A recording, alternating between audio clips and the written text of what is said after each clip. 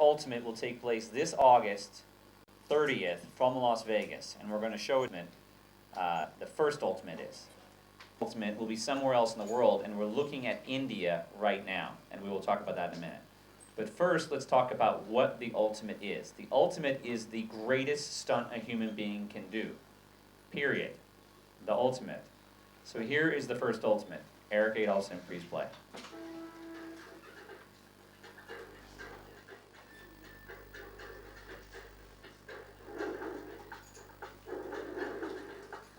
Do you have the audio, Erik? The floor is open. Yes, sir, in the back. It's a great question. Why did I choose Bollywood over Hollywood? And I think you will find that both me and Neil, although we met each other a year ago, we have very similarities in our passion to bring the world to the people and people to the world.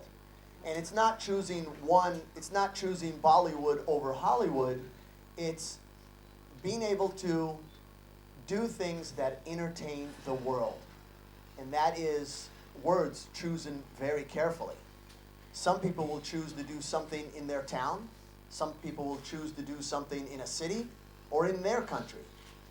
We've chosen to go out and do things to the entire world and try to get everybody to see what we do. Not just to focus on us, but to focus on the destination, to focus inspiration to people. And I think that's a very good question, and we should talk about that. So the Ultimate, number one, and then the future Ultimates will all take place on theultimate.com. So as Bello said, this is a worldwide play. India is a very important country in the world. You have a large population, you create important things, you have an important effect on your region. You're an important country and you know it. And so we're here, we're saying, yes, India is important, and we want to make sure that you are a part of this event as we move forward. So the same goes for Brazil, and Mexico, and Russia, and China, and Malaysia, all important countries. And Bello is a man of the world, so the stunts will all take place on a global platform, which is the internet, www.theultimate.com. We have a partner in Major League Baseball in the United States. Major League Baseball is the governing body of the sport baseball, and they are the ones who are building our infrastructure of our web. So the internet, our website will be strong and will not crash. Yes, next question. Sorry for interrupting. Actually, can we just show the AV, which is like where he's, this was a graphic one. Can we just show the live one? I think we can have it. Yes, sure. We'll watch some live footage. Which one are we watching here? with the actual stuff. We'll see if they have the mixed one. All the VO on this one. Let's the thing here. And then we'll pull the VO out of there. No, they're not these ones. The ones before showing the front half of that. This is something which is ultimate. Here we're going to show you some actual breakdowns of the structure and the stunt. Now this is built. It's not just an animation where we're like, oh, maybe we'll think about doing this. It's built. You're going to see it right now. So Erik is going to play some. The whirling wheel of steel. Once it's released, the weighted side causes a pendulum effect. I'll have one shot to grab the unweighted side. The problem is, it will have a tremendous... Download it and use it for use in the media as well. And on YouTube, on Bello's YouTube page, The Bello Knock, you can see a lot of the videos as well. There is a Hindi version on YouTube of the sizzle, the trailer for the stunt. Okay? Next question. Yes, sir. The press release did indicate that you are planning to get into the Bollywood industry and you're going to stay here. But I have my apprehensions here because the Bollywood industry does not see a stuntman as an exclusive hero or a person who does this as an act. He is just an alternative or an add-on to a main hero. We have our stars like Salman Khan, Shah Rukh Khan, and Aamir Khan. If you were to be a stuntman to these heroes, you are not seen on the film. You are not seen on the cellular. You are a person who is doing that act. You get paid and you leave. So the industry here, the stunt industry or the act, is basically for the children, which they get to see during a circus here, or there is an activity which is done in some fair or something like this talent thing. I'm not trying to belittle your activity. I'm just trying to say what the industry is all about. Because this is something which India has not grown in the last 60 years when it comes to Bollywood. Understood. So I'm just trying to place him 5 years down the line if he is in the industry. Is he just going to fulfill his passion, or would he be seen as a stuntman where me or my child or my wife and everybody would say that yeah, he's a hero, he's a stuntman? I think you. I don't think anybody here could name 5 stuntmen in the Bollywood industry. Correct. Your points are well taken. Very good. So we're going in uncharted territory, to be honest. And this has never existed anywhere in Hollywood or Bollywood, for that matter. And where the industry is going to be in 5 years is anybody's guess. We're seeing great things changing right now. And we believe we are playing right in the center of it by doing this as a global digital play. So you're correct that a stuntman in Hollywood or Bollywood would never have much fanfare, but a superhero would. So does Bello's character and personality grow beyond just the stunt itself and become a character that exists in content? We believe it does. And we also believe that we'll be able to see an American performer exist on the celluloid or the digital, in the storyline, in an organic way, of course. So that would be for producers and directors down the line in Bollywood or in Hollywood to say, well, how can I take the skills and the talent and the performance that Bello offers and incorporate it into the live action of the storytelling that I have? Is it possible? Absolutely. Is it probable? Absolutely. In Bollywood, it's a lot more complicated. For sure, I think we'll see an organic shift to Bello making television appearances in India, doing live events very specifically that will take place in India and then pushed out on a global scale, playing on the Ultimate. There's no reason why people in North America and Europe and other parts of Asia or Australia can't say, this Saturday, I'm tuning in to see a live event from India. The result of this, people learn the character that makes up Bello. His character as a human and his character as he's a great guy. He's been married to his high school sweetheart, his 3rd grade sweetheart, since the 3rd grade. I know India is a country that represents family, that really believes in good family values. Bello is the best family man I've ever met in my life. 4 kids, 1 adopted, no alcohol, no drugs, no tattoos. It's about family and bringing family entertainment to the world. That's what he's about. So how that translates into true content in Bollywood in a year or 5 years, I think we're going to see over time. I think initially it will be live action of the character of Bello, but as we all learn about his true interpersonal characters, we will say, all right, well maybe there's a cartoon. Cartoons play perfectly in India. Again, not traditional Bollywood big musicals, but there's entertainment that can grow here and organically be devised here with Bello as a featured character right on the front page of it all in your various languages. I think that what he's about will translate not only to the Indian culture, but culture globally. Bello, what do you think? Thank you very much.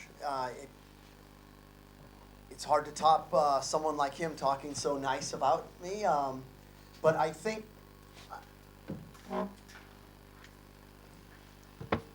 when you talk about you've seen stuff at a circus, I can answer that. You've seen stuff on TV shows, and I can answer that. You've seen live events, and I can answer that. If you knew my history and where I come from, 7 generations of my family have been entertainers. My father's family, Circus Knock, is the oldest circus that's still owned by the same family. 7 generations back, it dates to 1772. Now there are older circuses, but not people that have owned their own circus for that long. So I've done circus. I've headlined some of the biggest circuses around the world. I've won the highest honor in circus. But there's something that happens in circus, and that is you have to sell a ticket and people have to come inside, and it's in a closed environment. And with that closed environment, you can only fit so many people. So then people say, well, let's move to TV. Well, TV, if you do something in America on NBC or on the Discovery Channel, you only have access to so many people because people in Russia, India, Mexico may not have that channel. and it may be at a different time of the year or a different time of the day. So they might not be able to see it. So then you look for the next larger audience. And what would that be? The internet. It's the way to be able to reach everyone. So maybe over time, I don't want to talk too much, but I want to tell you, 7 generations of my family have been entertainers. I started performing professionally. My first job, I was 6, 7, and 8 years old. I was on Broadway.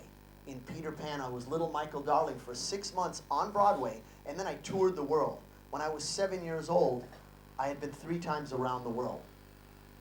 At 9 years old, I started walking wires, and at 14 years old, I started doing stunts. So there's a deep history in me. I've done stunt doubles for many people, for Batman movies and live shows. I've done the Power Rangers, where I've stunt doubled and made other people look good. And I'm happy doing that.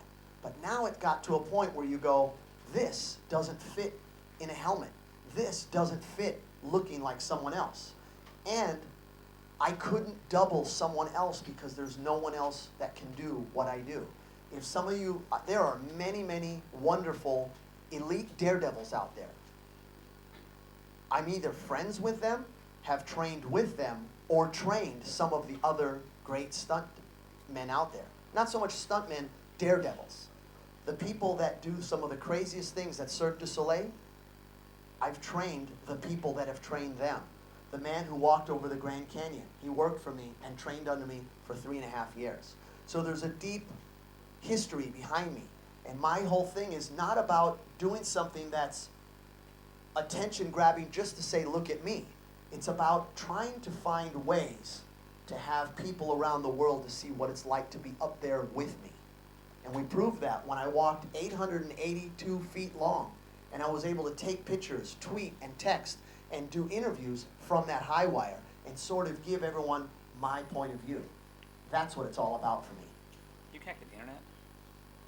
See if you can get on the internet, that you can access the site, and you can show some of the stuff from New York Times Square. Next question, please. So as of now, what's the present status as far as this part of the industry is concerned?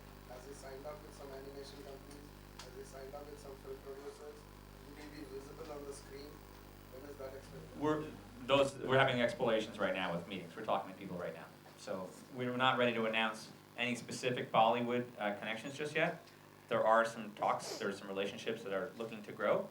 Our current sort of announcement for India would be our intention to walk the Sea Lake Bridge. So, who are the actors and actresses in Bollywood you would like to work with? You know what? At this point, I don't want to name any names yet because we're having conversations. We actually are having genuine conversations, and you know how it goes. Loose lips sink ships. So, sir, you got a question? Yeah. To Belu.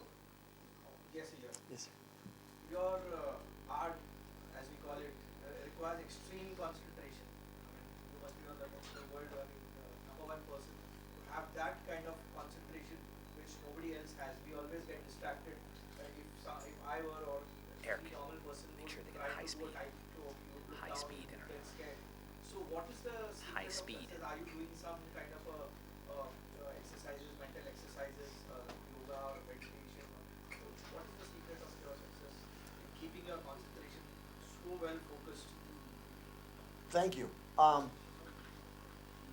It's a great question because I believe for each one of us in our different experiences and our different trainings, we all can adapt ourselves or familiarize ourselves or see things with a different set of eyes. Some people would look at someone else doing something and saying, wow, that's dangerous. I might look at it and say, oh, okay, we could have done this better, or wow, that's great. So because I've learned my craft and the art at such a young age, I learned the discipline. I'm going to share something with you. I have ADD.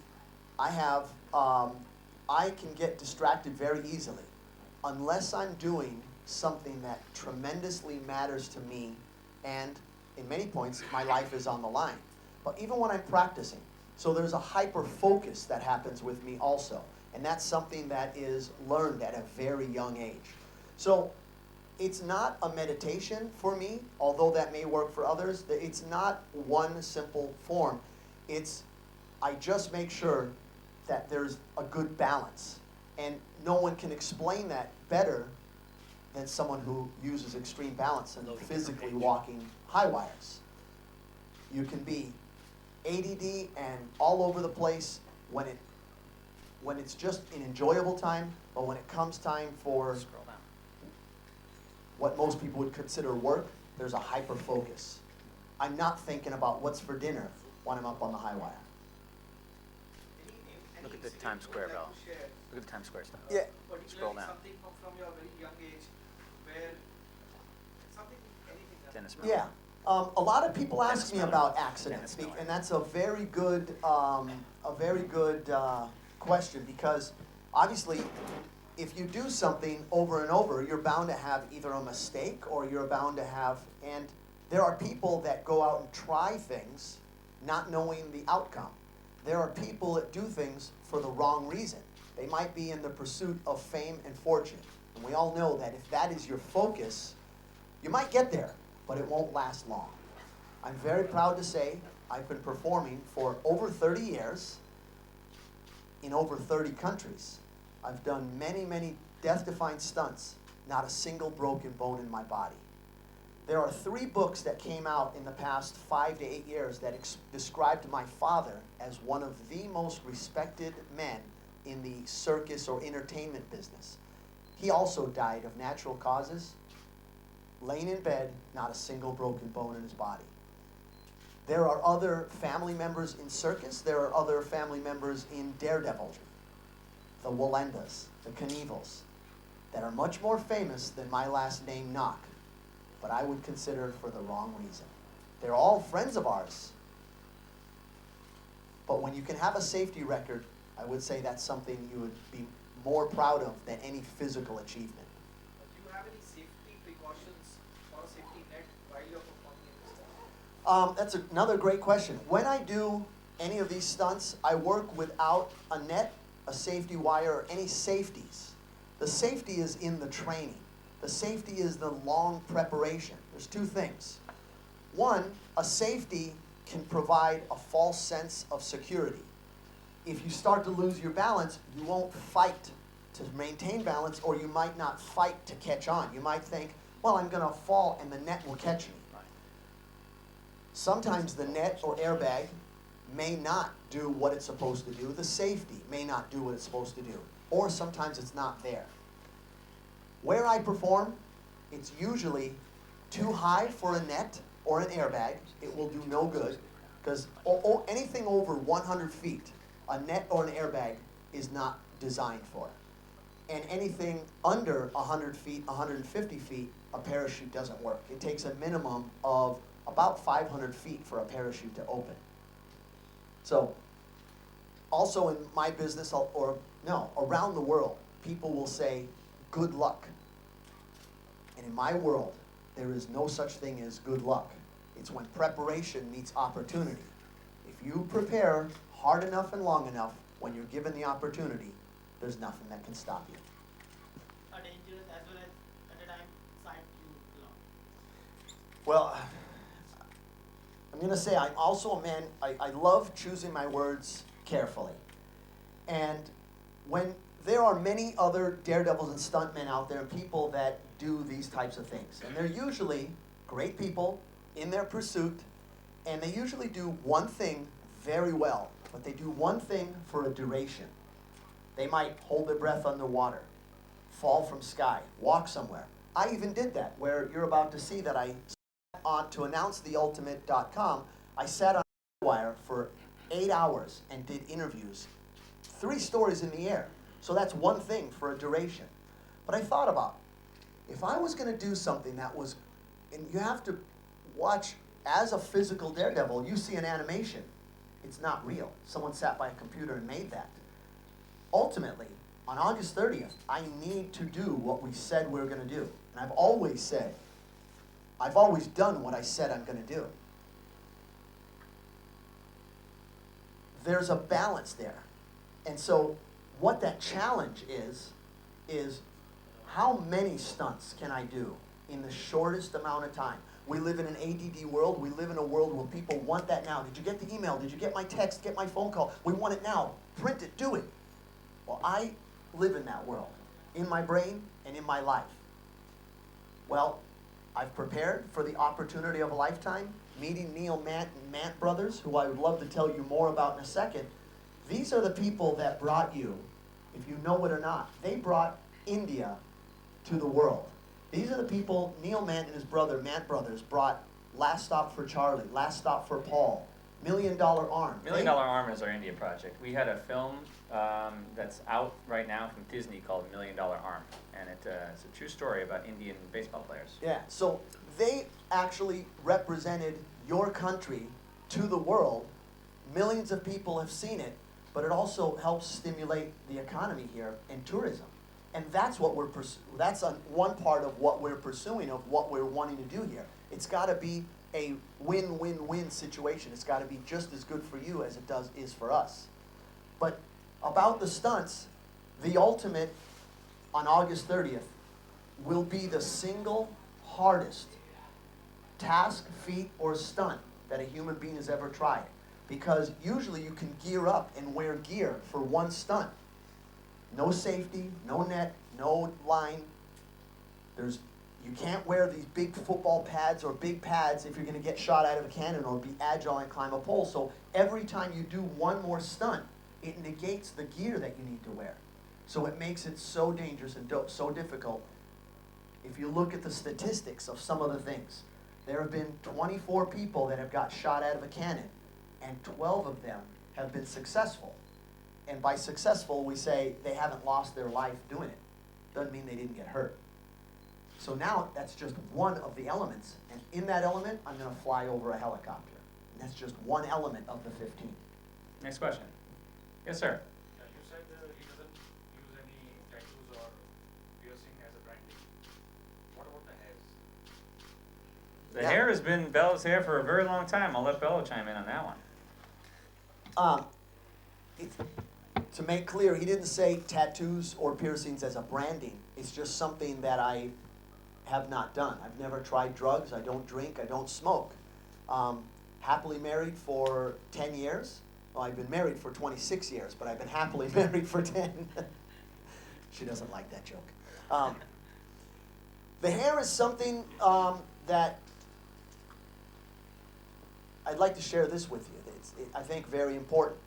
When I was 11 years old, I was in a water ski stunt show at SeaWorld of Orlando and Cypress Gardens. So I was doing a water ski stunt show. I was 11 years old, and I was working with about 30 other stuntmen or daredevils. They were all about 18 to 30 years old. And they all got short haircuts because it looks good in and out of the water doing stunts. Well, I wanted to be like them if I was going to work with them.